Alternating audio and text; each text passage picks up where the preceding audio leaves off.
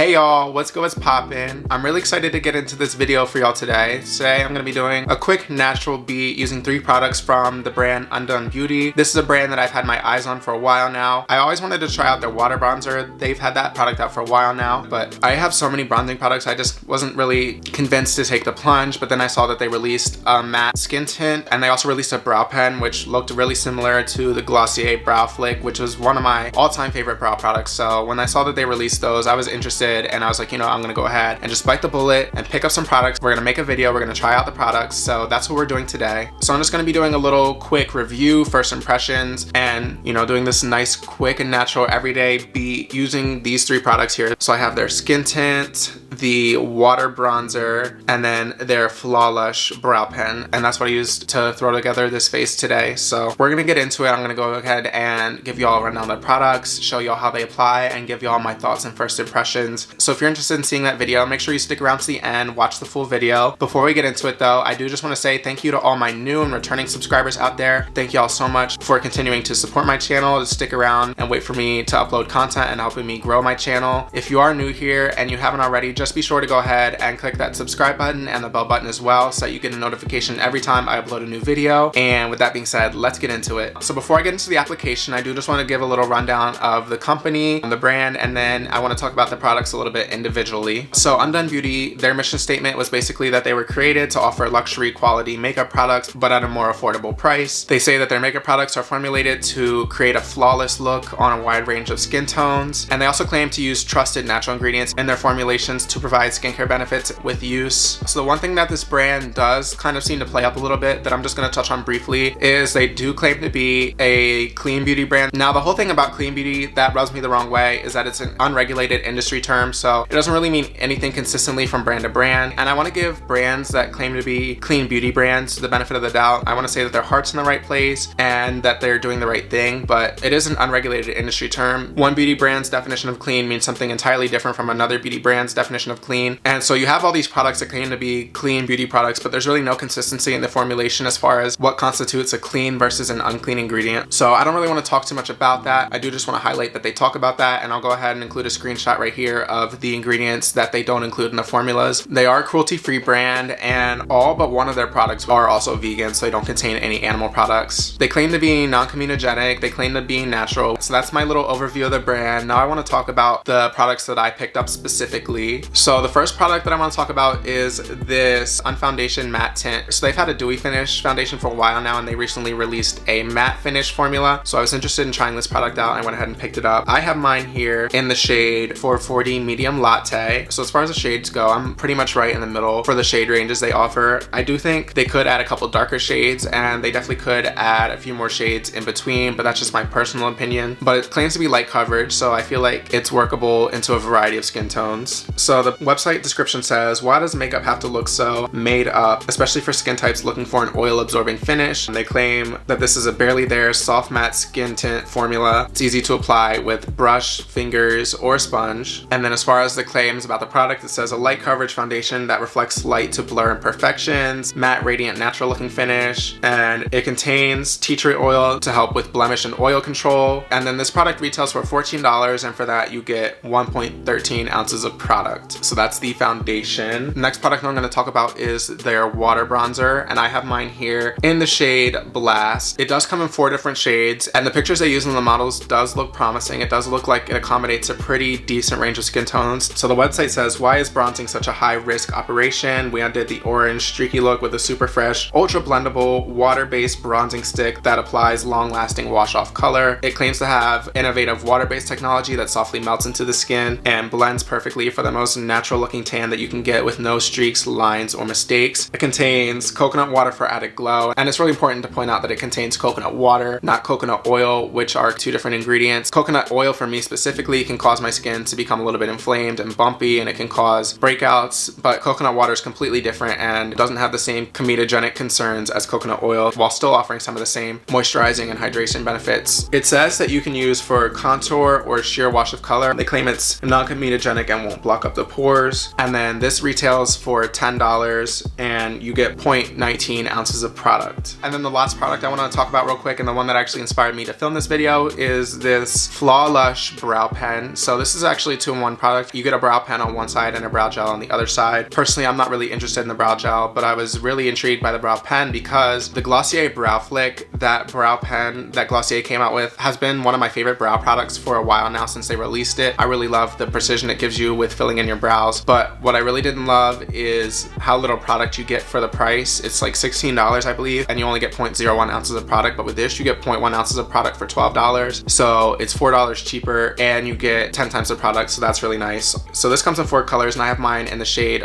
Black Brown. The website says, why does a natural looking face framing brow require a trip to the microblading salon? We undid this with the first 2-in-1 fill and fluff micro pen and spoolie. So it's a brow 2-in-1 duo with a long wear fill plus buildable gel tint. And then the ingredients list features castor oil, which is supposed to be conditioning and nourishing to the brow. That's all I have to talk about the products and the brand. So now I'm just gonna go ahead and quit rambling and we're gonna go ahead and get into the application, and I'm gonna go ahead and give you all my first impressions and thoughts on the products. All right, y'all, I'm really excited to get into the application and show y'all how these products actually apply on the face. But before we do that, I do just wanna run through my off-camera skincare routine and skin prep, just because that does affect how the makeup's gonna sit on the skin and how it's gonna look. So I do just wanna run y'all through that real quick so you have an idea of what I got going on the face. So I went ahead and washed my face in the shower, and then straight out the shower, I don't know if you can tell I got a fresh cut, but my face is a little irritated, a little nicked up. So I went ahead and applied a couple drops of this Kate Somerville Delicate Recovery Serum just to go ahead and soothe the skin and help start that repair process and strengthen the barrier on top. And then on top of that, I went ahead and applied this Naturium Niacinamide Gel Cream 5%. So this is just a nice lightweight daily moisturizer. It has 5% niacinamide, which helps to regulate sebum production, so it's going to help to prevent my skin from being too oily throughout the day. And then as well, this product also does contain some dimethicone in here, which helps to smooth the skin and create a barrier to help seal in moisture, but that smoothing effect also helps to give a little bit of a skin blurring effect. It helps to smooth over the pores and whatnot, and it will help create a nice base for my makeup to sit on top of, even though it's not necessarily specifically a makeup priming product. And then for my sunscreen, I'm just using this Biore UV Watery Essence SPF 50 PA+++++. This is a nice lightweight everyday sunscreen. I really love the way that Japanese sunscreens finish on the face. They tend to leave a very nice natural skin finish, not really a greasy finish that you might associate with American sunscreens because of the advanced UV filters in here and the way these products are formulated. And I really love too that this product doesn't really have a strong fragrance. Some of the Asian sunscreens that I've tried in the past perform really well as far as defending my skin against the UV rays, that they can be pretty fragrant. I don't know the ingredients 100%. I don't read Japanese, so I'm not going to sit here and say that it's fragrance free, but if it does have any fragrance in here, it doesn't bother me personally. So that's all I got going on the skin. So now that we've gone over that, I'm ready to go ahead and get into the application. So the first product I have here is the Unfoundation Matte Tint. So this is what it looks like. They've had a formula for a while that's more of like a dewy finish, and this is a matte version of that. This contains tea tree oil to help control blemishes and oil. It says it gives light coverage. So it says you can apply it with fingers, a sponge, or a brush. So I'm gonna go ahead and apply it the way I normally apply foundation products. I'm just gonna take it on my Real Techniques Expert Face Brush and buff it into the skin. I'm gonna go ahead and try to build it up as well. And then if it does look a little cakey, if I do need to even it out, shear it out a little bit, I will just go ahead and bounce over it with a beauty blender. I don't wanna take too much of the time, so I'm just gonna take a really small amount and work that in bit by bit and see how it covers. Sorry, I forgot to say, I have mine here in the shade 440 Latte Medium. I picked this one because I believe the shade after this, the model they used, her skin tone definitely just looked way too dark compared to mine, so I didn't even want to mess with it. I was a little iffy about this shade, but I feel like it's easier to work with something that's a little bit too light compared to something that's a little bit too dark. I do have a bronzer from the brand that I was really excited to try out that we're going to go ahead and apply after this. So even though it is looking a little bit too light, we're going to go ahead and bronze it up afterwards. So if it's not a perfect match, it's fine. It does blend in beautifully. It has such a lightweight, watery texture. It feels like a skincare product, not like a foundation or anything. I don't feel anything on top of my face. It does take a little bit to dry, so I'm just gonna let it sit for a second, but this is what one layer is looking like. Like it said, it had light coverage. It's not supposed to be full coverage by any means. I think it's light to medium buildable, but actually, even though it only says light coverage, I had quite a bit of redness and irritated spots going on the skin. And even though they're not necessarily covered 100%, a lot of the redness has been canceled canceled out. I really just see a little bit of discoloration peeking through and whatnot, but as far as my skin looking angry and inflamed and red, this product has done a good job of keeping that in check. I do have a little bit of coverage going on, you know, the spots aren't as bad as they look before, but definitely I think where this shines is canceling out the redness. So this might not be the best product for someone if you need like a lot of coverage, but if your main concern is just covering redness, I feel like this product would definitely be good. I let it set, and once it sets, it doesn't feel tacky or anything like that. I mean, I wouldn't expect a matte foundation to, but you just never know. I don't see any brush strokes, any streaks or anything. It blended in nice and seamless with the rest of my base. So I'm just gonna go ahead and take a little bit more and see if I can build up the coverage. Okay, so I feel like on bare skin, it applied pretty easily. I'm having a little bit of trouble applying this second layer. It still does blend really nice, but you just have to do a little bit of work. And the first layer was pretty much just like apply, buff, and go. This one I had to like really focus on the area and buff it out. So far, I've just applied 2 layers to the cheek area, but I'm really loving the coverage this gives me. The discoloration I had going on right here is a lot less noticeable.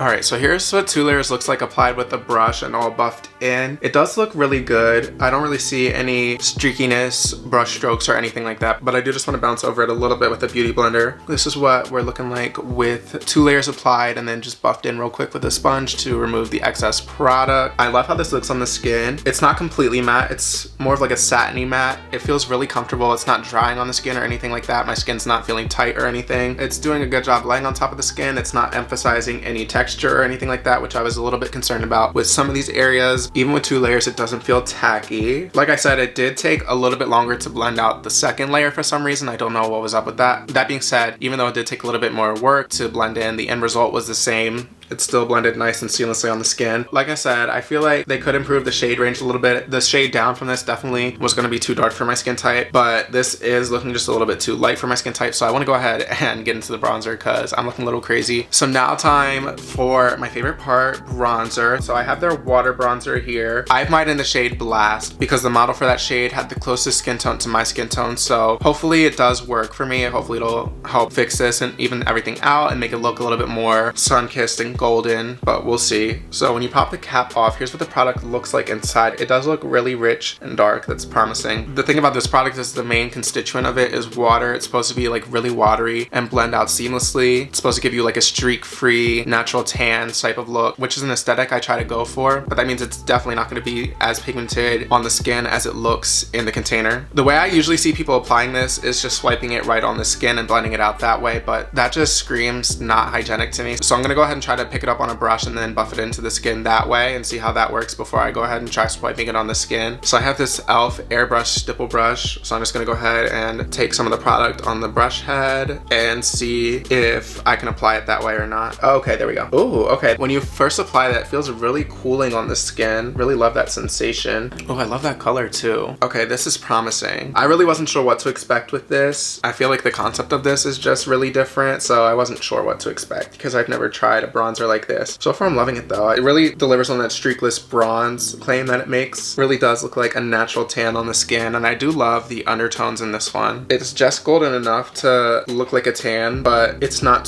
too orange to where it looks unnatural or anything like that, and it does seem to be layerable, which is good. I want to get a pretty deep bronze here because the foundation was a little bit too light for my liking. I was really afraid that I was going to have to swipe this on the skin directly to get some color payoff, but I'm really glad that I can go ahead and pick it up with the brush and apply it that way. Again, I really love the color of this. It has a really nice undertone. It blends really well with the skin as well. And like I said, it just feels nice and cooling sitting on top of the skin. All right, I'm going to go ahead and hit the nose a little bit, hit the chin, and then of course hit the neck as well.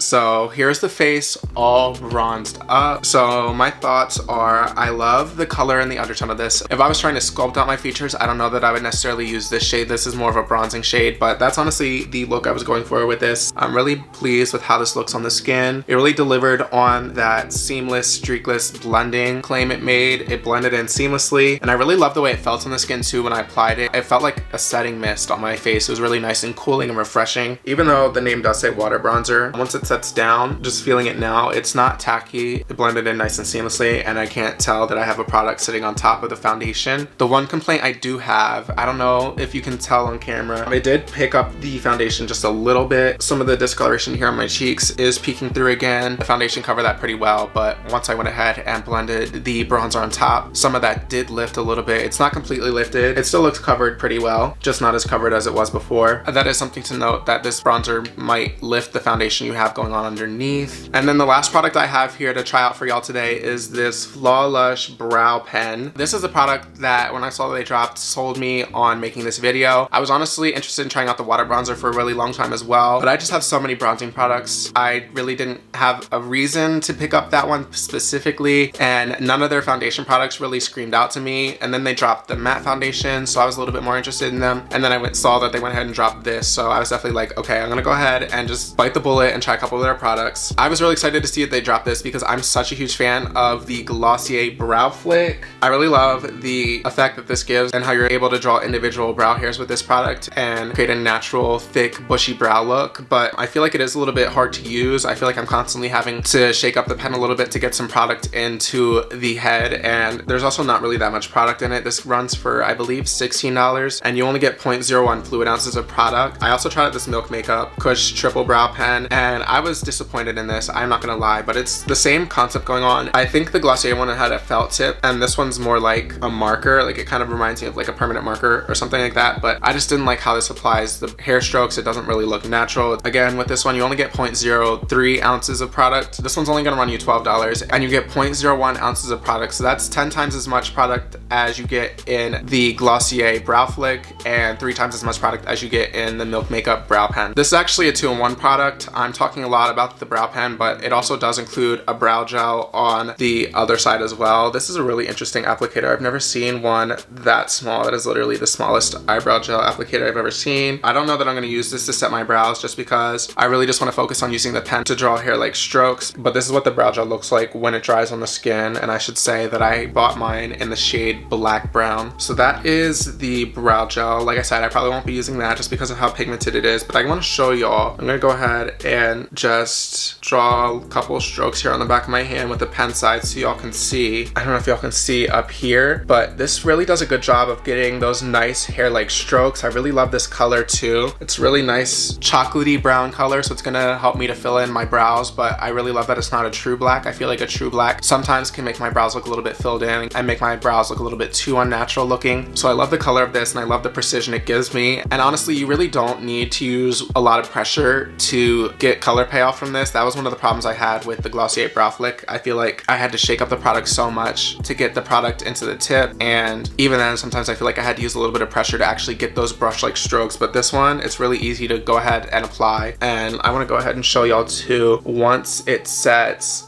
it doesn't smudge either, so that's really nice. So the way I want to use this product is to just draw in some brow hairs where I'm lacking a little bit to just give me a little bit of a fuller brow look. I do find a little bit here in the front of this brow, and then in the tail ends of both my brows, the brow hairs do get a little bit sparser. So I do just want to fill that in to make it look full like the rest of the brow. So I went ahead and brushed my brows out how I want them to lay, how I'm going to set them with a brow gel later so I can see how the hairs look and where I need to fill them in. And then I'm just going to take the brush side and go ahead and just draw those hair-like strokes real quick. So again, I'm not going to do this through the entire brow. I'm mainly focusing it here on the tail end where the hairs gets a little bit more sparse, and then also right in here in the front end of this brow also needs a little bit of help, so I'll go ahead and draw some strokes there.